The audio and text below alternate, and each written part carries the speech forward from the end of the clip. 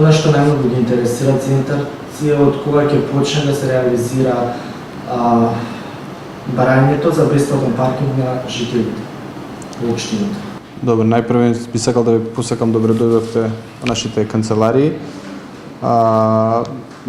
На последната седница на Советот на општина Центар беше донесена одлука за нови повластици за нашите жители, односно нашите сограѓани од општина Центар, со кои што граѓаните на општина Центар се здобија со право на бесплатен паркинг без ограничување во зоните 1 и 2, кои што не беа случај порано. Порано можеа да паркираат само во секторот каде што живеат. Сега со новата одлука на општина што донесе Советот на општина Центар, граѓаните на општина Центар може да паркираат без ограничување во зоните 1 и 2. Дали со новата одлука на Советот граѓаните им се ускрадува правото за бесплатен паркинг за второ и за трето возило? Значи тука станува во изминатиот период една, да кажам, во медиумите излезе малце недојаснето. Ние пробавме на една пресконференција која имавме заедно со градоначалникот и претседавачот на Совет да објасниме поубаво. Значи до сега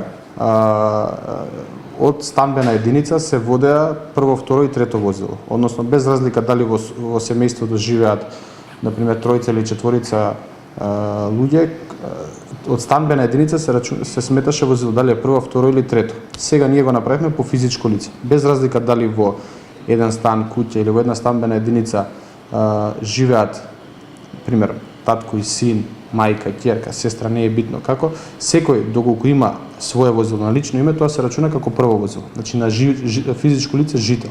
И тоа е бесплатно. Доколку јас, на пример, како жител имам две возила на моје име, тогаш второто возило се наплаќа. Значи порано беше на станбена единица. Сега ние го воведовме, односно секој граѓанин го изедначиме. Без разлика дали живеат на иста станбена единица или живеат различно, секој граѓанин првото возило да му биде бесплатно, второто се наплаќа. Значи за секој жител како физичко лице, не како станбена единица. Добро, но што станува со кирџиите кои што живеат во општина Центар? Значи за кирџиите условите остануваат сосема исти. Ние овие поволности, односно измени ги направивме пред се за граѓаните, односно жителите на општина Центар, кои се со постојано или привремено живеалиште, но сепак по лична карта се водат како жители на општина Центар. Значи кирџиите исто користат повластени услови, со тоа што имаат месечен надомест и може да паркираат само во секторот каде што се наоѓа нивното живеалиште. Кога почнува издавањето на наредници, кои документи треба да ги донесат граѓаните?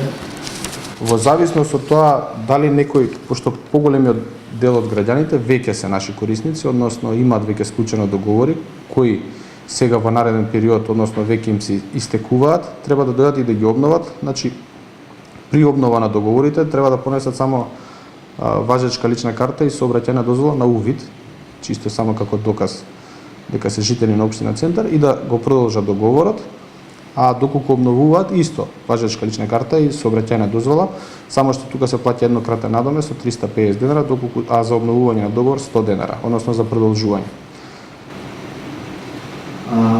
Со какво образложение сака град Скопје да ви оцени делот паркинзи и што вие планирате тука да преземете?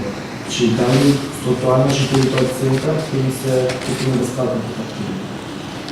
Значи, градското предпријатие е формирано порано од општинското и имаат започната процедура за добивање на решенија на некои од сервисно-станбените улици, кои пак со одлука на Советот од 2005 година, тоа е оваа одлука, се под ингеренција на општина Центар. Значи со одлука на општината Совет овие улици односно ги одржува и се под ингеренцијата на општината Центар. Откако е формирано општинското предпријатие, по некоја логика на нештата, треба да ги стопанисува и да ги уредува, односно да го организира паркирањето општинското предпријатие. Со тоа што, например, тие сакаат да ги заземат нашите паркиралишта, односно да ги превземат, врз основа на тоа што тие имаат решение за сообраќај со тоа. Но ние со одлука на Совет како предпријатие ни се дадени на право за користење на тие улици. Значи ние имаме одлука на Совет и правилник по кои улици може да организираме паркирање кој ни ги дал нашиот основач. И нас не е тоа легитимно право да стопанисуваме со тие улици. На кој начин се одредуваат висините на платите тука во предпријатието? Дали има некои нови вработени во текот на овој период? Моментално, значи, ние се раководиме правилник, според правилникот кој ни е донесен, односно потврден од управниот одбор на предпријатието, и врз основа на тоа се водиме со тој правилник за одредување на платите. Околу новите вработувања имаме некои најави за нови вработувања со оглед како ќе се прошируваме, односно како ќе отвараме нови паркиралишта. Само во тој дел, и со тоа што како што имаат некои луѓе кои во изминатиот период напуштиле, само ги надополнуваме тие работни места. Значи новите вработувања ќе бидат неопходни, така? Да, неопходни се за предпријатието.